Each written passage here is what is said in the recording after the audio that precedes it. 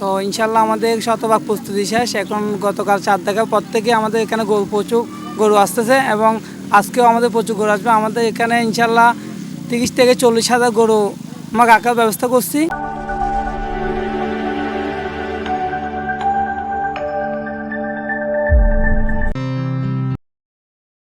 চট্টগ্রামের ঐতিহ্যবাহী মজ্জারটেক সিডি আবাসিকের মাঠে 10 দিন ব্যাপী গরু, মহিষ ও ছাগলের বাজারের প্রস্তুতি সম্পূর্ণ। ইজারাদারের পক্ষে পরিচালনায় দায়িত্বে থাকা জানে আলম বলেন, ইনশাল্লাহ এখানে ছোটো থেকে 50 থেকে শুরু করে আপনার 5 লাখ, 7 লাখ, 10 লাখ টাকা পর্যন্ত গরু আছে। সব ধরনের কাস্টমার এখান থেকে গরু নিতে পারবে।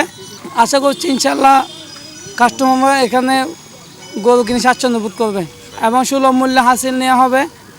আগে 5 ঘন্টা 6 ঘন্টা ফেরিতে জাম জড়ে বাজি থাকতো গরুর গাড়ি, এখন ওটা হবে না। এখন ছটকারের মধ্যে 2 ঘন্টা আধা ঘন্টার মধ্যে ব্রিজ পার হয়ে চলে আসবে। তাইলে আমাদের বাজারে প্রচুর গরু আসতে পারে, এটা আমরা আশা রাখছি। আর এখানে আমাদের বিভিন্ন নিরাপত্তার ব্যবস্থা করা হয়েছে। এটা আমাদের এই পুলিশ কমিশনের সাথে আমার বড় ভাই শুক্র ভাইয়ের সাথে বৈঠক হয়েছিল এখানে। গতবারের চাইতে আমরা এবার বেশি দাম দিয়ে কিনছি, এবার যে কি হবে সেটা উপরওয়ালা ছাড়া কেউ জানে না। আমি গরুটার দাম দিছি আপনার 4.5 লক্ষ টাকা।